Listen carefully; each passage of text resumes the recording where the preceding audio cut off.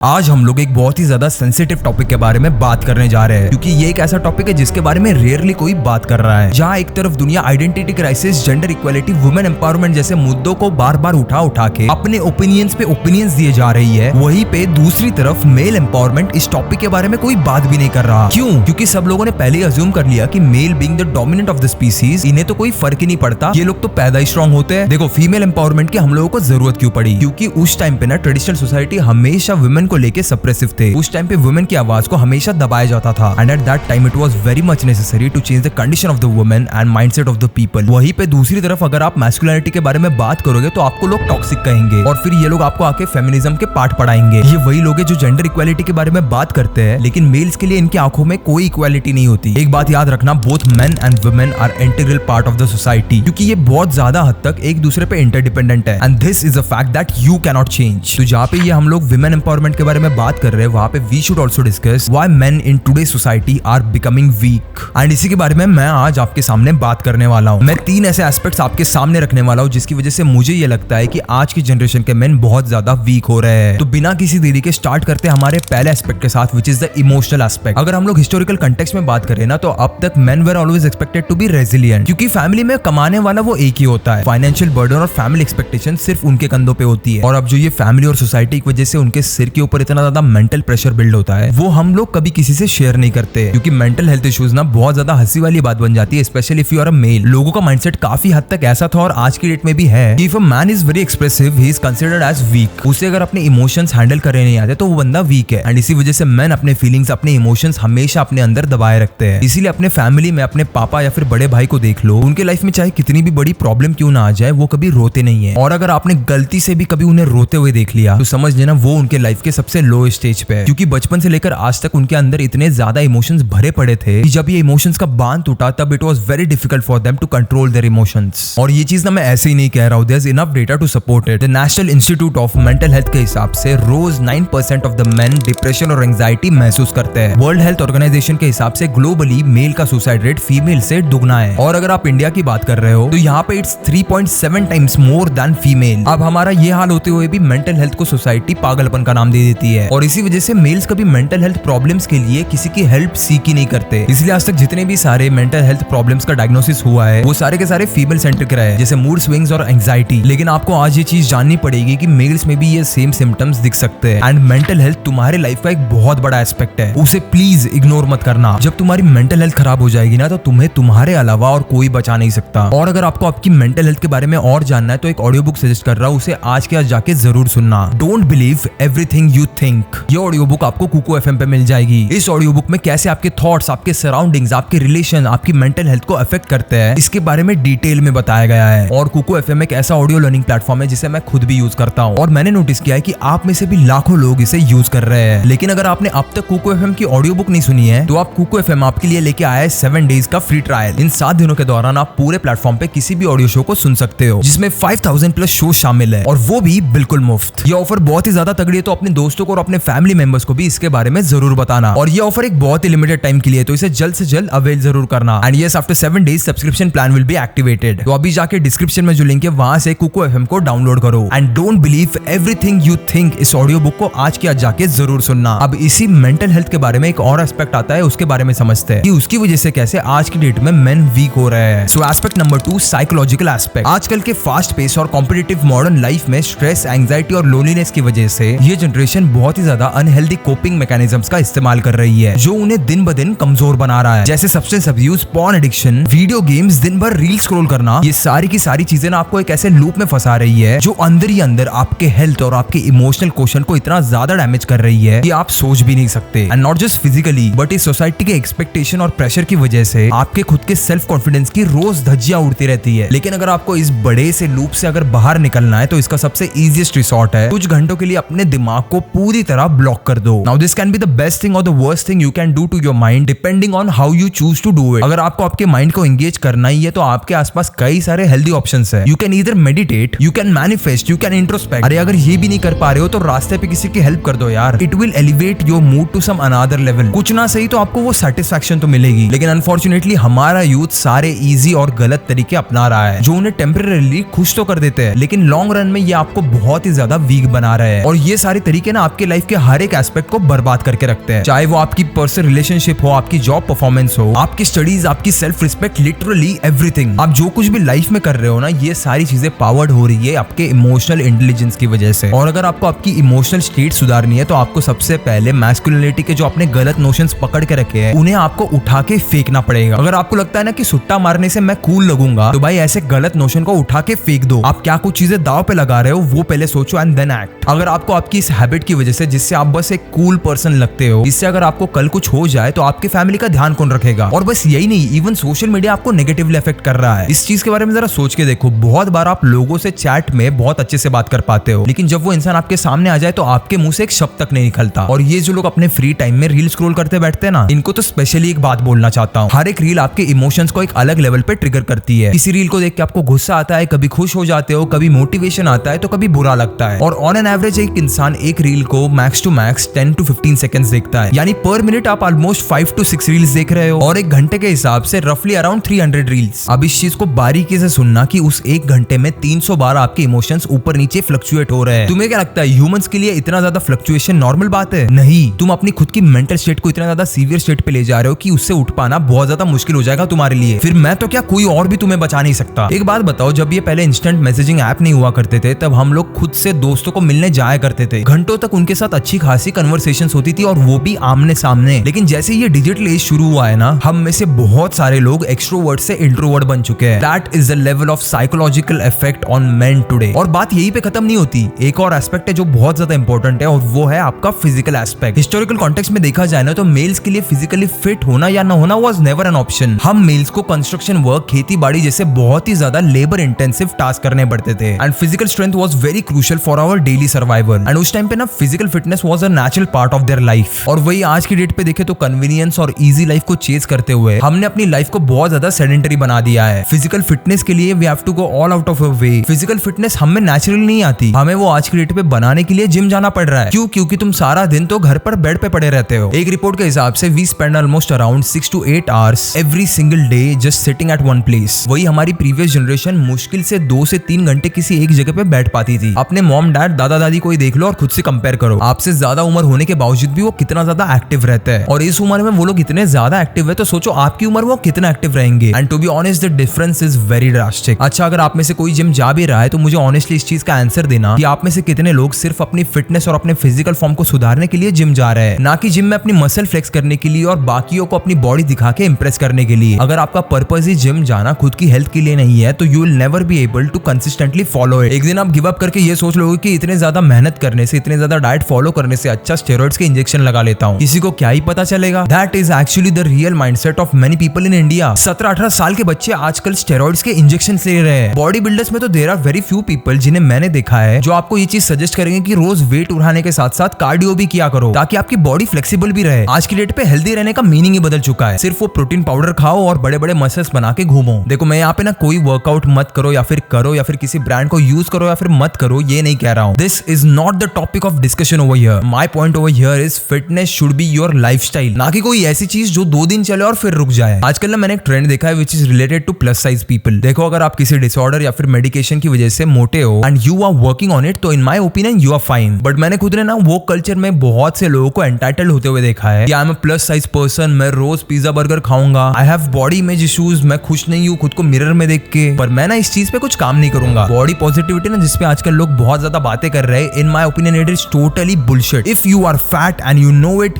Gate your ass to the gym. बाहर निकल, workout करो और अपनी लाइफस्टाइल सुधार। बिल्कुल एक्सक्यूजेस मत दे। जस्ट बिकॉज आप प्लस साइज हो तो आपको अलग ट्रीटमेंट क्यों मिलना चाहिए? Stop finding excuses for everything in your life. Life में कुछ मेहनत नहीं करनी और सिर्फ बॉडी पॉजिटिविटी करते रहते हैं। देखो, जैसे कि मैंने पहले ही कहा था, ये बहुत ही ज्यादा सेंसिटिव टॉपिक है और बहुत ही गिने चुने लोग रहेंगे जिन्हें आज जो मैंने कहा वो जचा होगा। पर मैंने ना ये चीज आपको अच्छी लगे या फिर बुरी लगे इसलिए नहीं कही है। These are the actual facts and you need to understand them as soon as possible. फिर आपको चाहे ना इस चीज का कितना भी बुरा लगे, मुझे कोई फर्क नहीं पड़ता। दुनिया में कोई भी और इंसान इतना मुंह पे आपको ये चीजें बोलने नहीं वाला। आज जितने भी सारे एस्पेक्ट्स मैंने बताए ना, उनमें से किसी एक से जरूर कोई ना कोई रिलेट कर जाएगा। पर जब तक हम लोग मेल एम्पावरमेंट के बारे में खुलकर बात करना शुरू नहीं करेंगे, तब तक लोगों को भी ये रियलाइजेशन आने में वक्त लगेगा। उन्हें ये चीज रियलाइज होने में टाइम लगेगा कि मे बी 10 साल पहले के मेन के हिसाब में हम लोग वीक हो चुके हैं and now is our time to change. और अगर हम लोगों ने आज इस चीज के बारे में अवेयरनेस नहीं फैलाया ना, तो शायद आगे की जनरेशन और भी वीक हो जाएगी। जाएगी। लास्ट में आपको और एक बार याद दिला दूं, कुकू एफएम पे जाके एक बार तो don't believe everything you think इस ऑडियो शो को जरूर सुनना। ये ऑडियो शो मेनली उनके लिए है जिन्हें मेंटल हेल्थ इश्यूज नजर आ रहे हैं, और इस ऑडियो बुक में ऐसी कई सारी चीजें बताई गई है जो आपको आपकी मेंटल हेल्थ एनालाइज और रीस्टैब्लिश करने में बहुत ज्यादा हेल्प करेगी। इस ऑडियो बुक की लिंक आपको नीचे डिस्क्रिप्शन में मिल जाएगी। तो बस यही था आज की वीडियो के लिए। I will see you in the next video. तब तक के लिए